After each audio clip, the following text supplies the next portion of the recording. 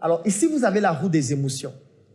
Parce que j'ai expliqué que dans le cerveau limbique, nous avons les émotions, nous avons la mémoire qui pousse à prendre des décisions, comme la décision d'acheter.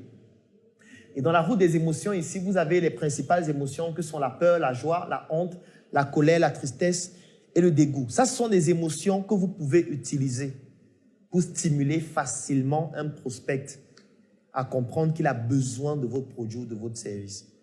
Parce que quand vous stimulez les émotions, ça pousse la personne à retenir plus facilement et ça le pousse à prendre une décision plus facilement aussi. Si on vous appelle actuellement, on vous dit « Votre fils vient d'être victime d'un accident de la voie publique et il est aux urgences de l'hôpital central de Yaoundé. On a besoin urgemment de 50 000 francs, sinon il va mourir. » Qu'est-ce qu'on vient de faire? On vient de stimuler vos émotions. Vous avez peur qu'il meure. Parce que vous avez entendu parler de l'accident. On peut même joindre à ça des images de lui couché avec le sang qui coule. Ça veut dire que la colère sera aussi mêlée à ça. Vous allez vous dire, mais comment il a été cogné? Qui l'a cogné? C'est pas possible. Et en même temps, vous avez peur qu'il meure.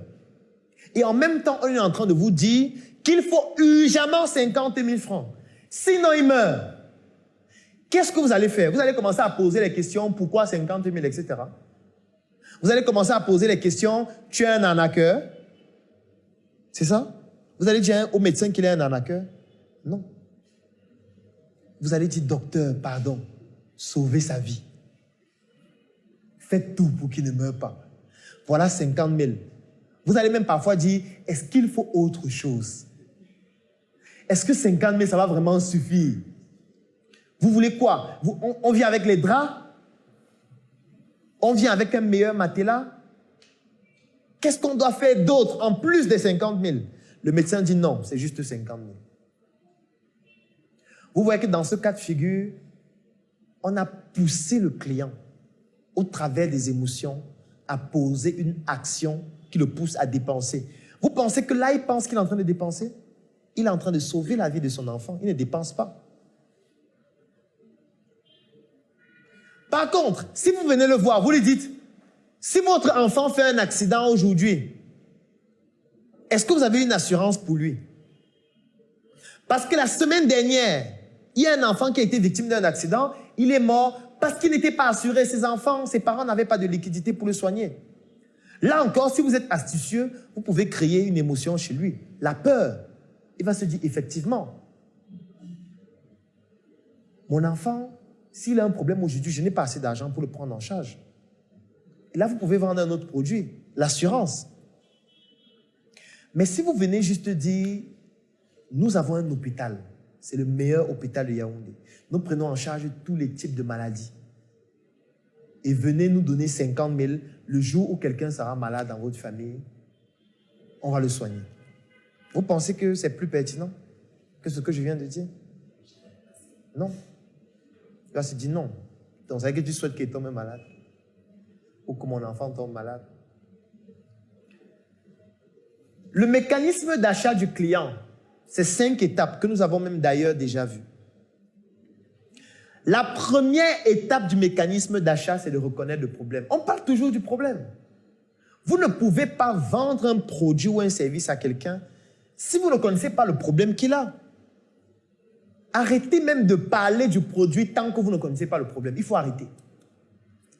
Si vous ne connaissez pas le problème que rencontre le prospect avec qui vous êtes en train d'échanger, ne lui parlez pas d'un produit ni d'un service. Échangez avec lui et poussez-le, soit lui-même à dire le problème qu'il a, soit à travers les arguments que vous utilisez, poussez à ce qu'il se rende compte qu'il a un problème. Parce qu'on peut avoir un problème sans s'en rendre compte. Vous pouvez arriver dans un hôpital, le médecin vous consulte, vous êtes venu parce que vous avez les maux de tête, et le médecin vous dit, il faudrait qu'on réalise un examen. Cet examen s'appelle la numération formule sanguine. Vous payez pour qu'on réalise cet examen. Vous entrez au laboratoire, on réalise l'examen. Et quand le résultat sort, on vous fait comprendre que vous êtes anémié. Que vous avez une hémoglobine à 7 grammes. En fait, vous étiez venu avec les maux de tête, mais on vient de vous faire comprendre que vous avez un autre problème. Donc peut-être les maux de tête, c'est juste une conséquence.